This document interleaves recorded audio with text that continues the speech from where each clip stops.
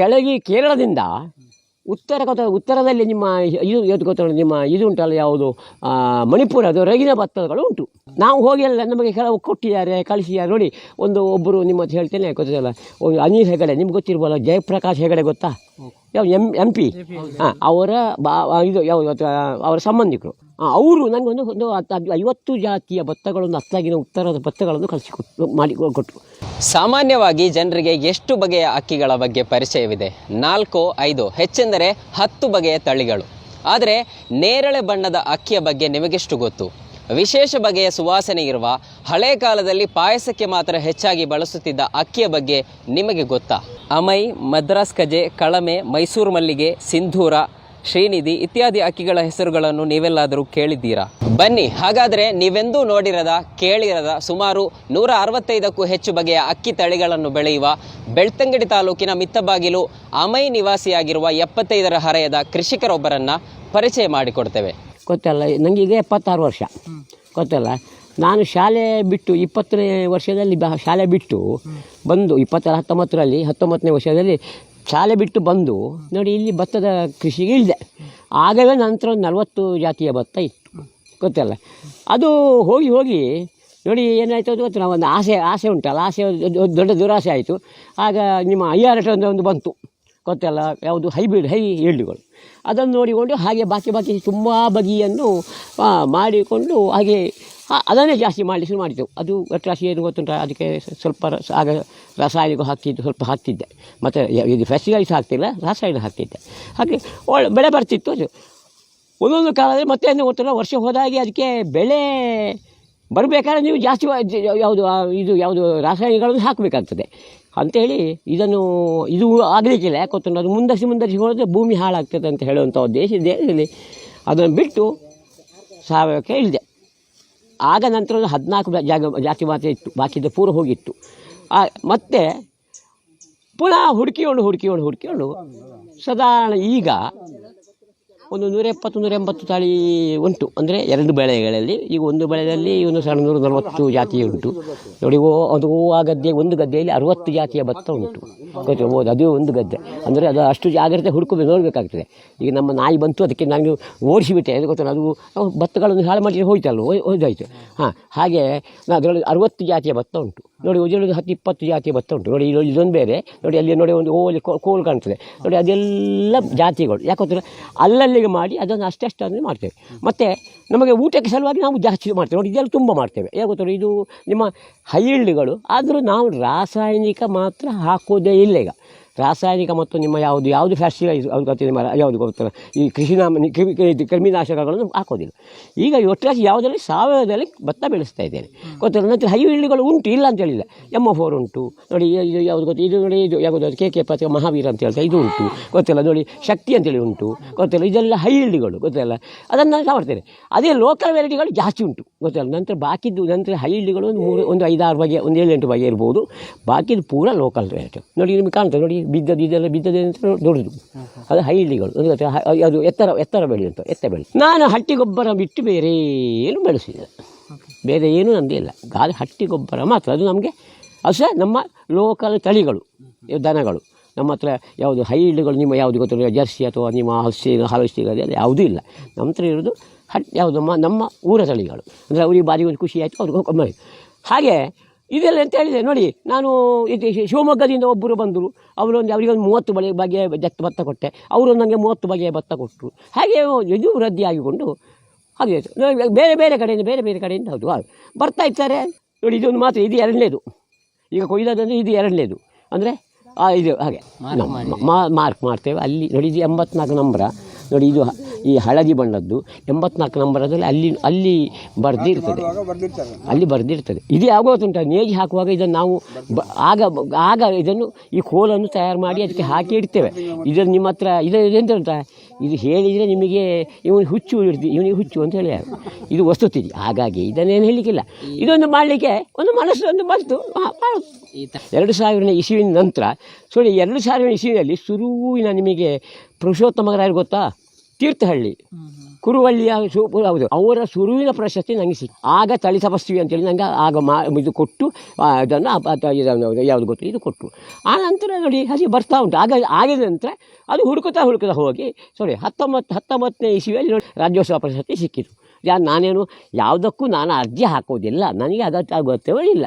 ಬರೋದಾದರೆ ಬರಲಿ, ನಮಗೇನು ಗೊತ್ತಿಲ್ಲ. ನೋಡಿ ಅದೇ 17ನೇ ಇಸ್ವಿಯಲ್ಲಿ ನಿಮಗೆ ಎಲ್ಲಿ ಡೆಲ್ಲಿಯಲ್ಲಿ ನಿಮ್ಮ ಇದು ಯಾವುದು ಗೊತ್ತುಂಟ, ಸೃಷ್ಟಿ ಸನ್ಮಾನ್ ಗೊತ್ತಾ, ಅದು 8 ಮಂದಿಗೆ ಸಿಕ್ಕಿದ್ರಲ್ಲಿ ನಾನು ಒಬ್ಬ. ಈಗಿನ ಜನಾಂಗಕ್ಕೆ ಹೊಸ ತಳಿಗಳು ಗೊತ್ತಿರ್ಬೋದು, ಹಳೆ ತಳಿಗಳು ಗೊತ್ತಿರೋದು. ಯಾಕಂತಂದ್ರೆ ನೋಡಿ ನನ್ನಂಥ ಮುದುಕರಿಗೆ ಮಾತ್ರ ಗೊತ್ತಿರ್ಬೋದು, ಮತ್ತು ಯವನಸ್ಥರು ಯಾಕಂತಂದ್ರೆ ಅವರು ಇದಕ್ಕೆ ಹೋಗ್ತಾ ಇಲ್ಲ. ಯಾಕಂತಂದ್ರೆ ಮೊದಲಿನ ಬೇಡ, ಯಾಕಂತಂದ್ರೆ ಮುದುಕ ಅಜ್ಜ ತಂದೆ ಮುದುಕಾದರೆ ಅವರ ದೂಡಿ ಬಿಡುವ ಅಂತ ಹಾಕೋದು ಅಷ್ಟೇ. ಈಗ ಪ್ರಶ್ನೆ ಅಷ್ಟೇ. ನಮ್ಮ ಹತ್ರ ಮೊದಲಿನ ತಳಿಗಳು ಎಷ್ಟು ಬೇಕಾದ್ರೂ ಇತ್ತು ಗೊತ್ತಲ್ಲ, ಅದು ಎಷ್ಟು ಚಂದವೂ ಇತ್ತು ಅಂತ. ಹಾಗೆ ಅದನ್ನು ಈಗ ಯಾರಿಗೂ ಬೇಡ. ಈಗ ಯಾಕಂತಂದ್ರೆ ಭತ್ತ ತುಂಬ ಆಗಬೇಕು, ಮತ್ತು ಗೊತ್ತಿಲ್ಲ ಅದರಲ್ಲಿ ಏನು ಸಾರ ಇಲ್ಲ, ಇದ್ರೂ ತೊಂದರೆ ಇಲ್ಲ ಗೊತ್ತಿಲ್ಲ. ನೋಡಿ ನಮ್ಮ ಭತ್ತ ತಳಿಗಳು ಸಾರ ಉಂಟು, ಅದಕ್ಕೆ ಇದ್ದ ಶಕ್ತಿ ಇದಕ್ಕೆ ಹಾಗೆ ಯಾವುದು ಈ ಹೊಸ ತಳಿಗಳಿಗೆ ಇಲ್ಲ. ತಳಿಗಳು ಲೆಕ್ಕ ಇಲ್ಲ, 3 ಲಕ್ಷ ತಳಿಗಳು ಉಂಟಂತೆ. ಇಲ್ಲಿ ನಮಗೆ ಒಬ್ಬರು ಗೊತ್ತದು, ಅವರೊಂದು ಗೊತ್ತಲ್ಲ, ನಿಮ್ಮ ಇದರಲ್ಲಿ ಕಾಣ್ತದೆ, ಯಾವುದು ಮಧ್ಯಪ್ರದೇಶದಲ್ಲಿ ಕಾಣ್ತದೆ. ಇವರು ಯಾರು ಅನಿಲ ಹೆಗಡೆ ಅವರು ಅಲ್ಲಿ ಹೋಗಿ ಅಲ್ಲಿ ತಗೊಂಡು ಬಂದಿದ್ದರು. ಅವ್ರ ಹತ್ರ ಪ್ರತಿ ಭತ್ತದ ತಳಿಯಲ್ಲಿ 70 ಜಾತಿಯ ಅದಕ್ಕೆ ಇದು ವೆರೈಟಿಗಳು ಅಂದರೆ ಅದರ ಇದು ಉಂಟು, ಗುಣಲಕ್ಷಣಗಳುಂಟು. ಅದನ್ನು ಹಿಡಿದು ಅವರು ಮಾಡಿದ್ದಾರೆ. ಅವ್ರದ್ದು ಉಂಟು ಗೊತ್ತಿಲ್ಲ. ಅವ್ರದ್ದು ನಂತರ ಒಂದು 7-10 ತಳಿ ಉಂಟು. ನಂತರ ನಮ್ಮ ಲೋಕಲ್ ತಳಿಗಳನ್ನು ಬೇಕಾದ್ರೆ ನೋಡಿ, ಮಸೂರಿ, ರಾಜಗಾಯಮೆ, ಕಾಯಮೆ, ಮತ್ತು ನಿಮ್ಮ ಗನ್ಸಾಲೆ, ಜೀರಿ ಸಣ್ಣ, ಅದೇನು ಕೇಳ್ತೆ, ಮತ್ತು ನಿಮ್ಮ ತೊನ್ನೂರು, ಮೊರಡ್ಡ, ಮತ್ತು ನೀರಂಬಡೆ, ಮತ್ತು ಸುಮಾರು ಹಾಗೆ ಗೊತ್ತಿಲ್ಲ ಮುಂದರಿತಾ ಹೋಗ್ತದೆ. ಅದು ಗೊತ್ತಿಲ್ಲ ಅದನ್ನು ಯಾಕೆ ನೋಡಿ ಇದು ಯಾಕೆ ಬರ್ತೀವಿ ಅಂತೇಳಿ ಅಷ್ಟೇ. ಅದು ಗೊತ್ತಿಲ್ಲ. ಅದನ್ನು ಮಂಡೇಲಿ ಉಳಿಲಿಕ್ಕಿಲ್ಲ.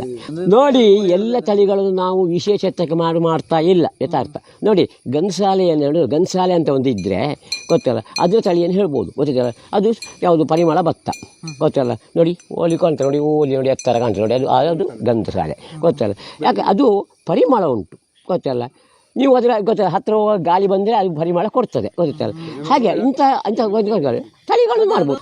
ಉಂಟು ನೋಡಿ, ಅದು ಹೌದು ನೋಡಿ ಅಲ್ಲಿ ಇರ್ಬೋದು ಗೊತ್ತಲ್ಲ.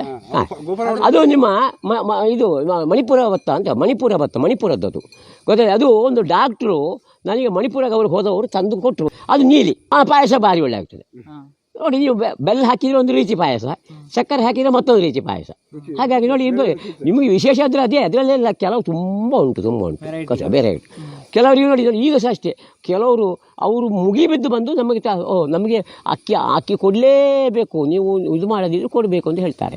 ಗ್ರಾಹಕರು ನಾನು ತುಂಬ ಗ್ರಾಹಕರಿಗೆ ಹೋಗ್ತಾ ಇಲ್ಲ, ಬಂದವರಿಗೆ ತೊಂದರೆ. ನಮ್ಮ ನೋಡಿ ನನಗೆ ನಂತರ ತುಂಬ ಬೆಳೆಯೋದಿಲ್ಲ. ಯಾಕಂದ್ರೆ ನಮ್ಮದು ರಾಸಾಯನಿಕ ರಹಿತ ಕೃಷಿ ಗೊತ್ತಿಲ್ಲ ನಿಮಗೆ, ಸಾವಯವ ನಮಗೆ ತುಂಬ ಅಂತಲೇ ಇಲ್ಲ. ಆದರೆ ಅದಕ್ಕೆ ಡಿಮಾಂಡ್ ಉಂಟು ಗೊತ್ತಲ್ಲ ಮತ್ತಂತ. ಹೌದು, ನಿಮ್ಮ ಕುಚ್ಚಿಗೆ ಅಕ್ಕಿಗೆ ಎಷ್ಟು ಬೇಕಾದ್ರೆ ಡಿಮಾಂಡ್ ಉಂಟು. ಹೌದು.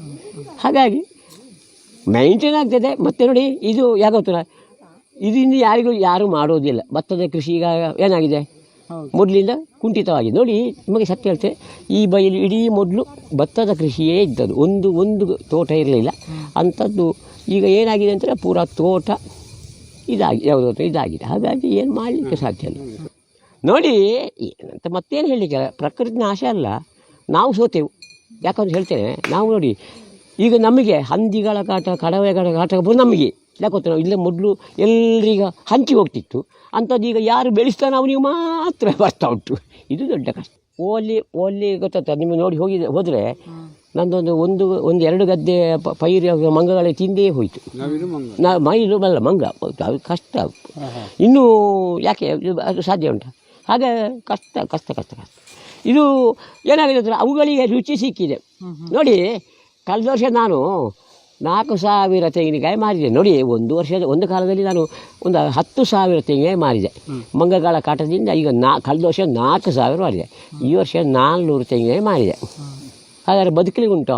ನಮ್ಮ ಮೋದಿಗಳು ಹೇಳ್ತಾರೆ, ಯಾವುದು ಗೊತ್ತುಂಟ, ಯಾವುದು ಯಾರದು ಕೃಷಿಕರು ದ್ವಿಗುಣ ಮಾಡೋದು ಎಷ್ಟೇ ಇಶಿಯಲ್ಲಿ ದ್ವಿಗುಣ ಅಲ್ಲ, ನಾವು ಪಾಪರಾಗೋದು ಅಲ್ಲ ಯಥಾರ್ಥದ್ದು ವಸ್ತುಸ್ಥಿತಿ. ಇದಕ್ಕೆ ಸರ್ಕಾರ ಏನಾದ್ರು ಮಾಡಿದರೆ ಆಯ್ತಲ್ಲ, ಮತ್ತೇನಿಲ್ಲ.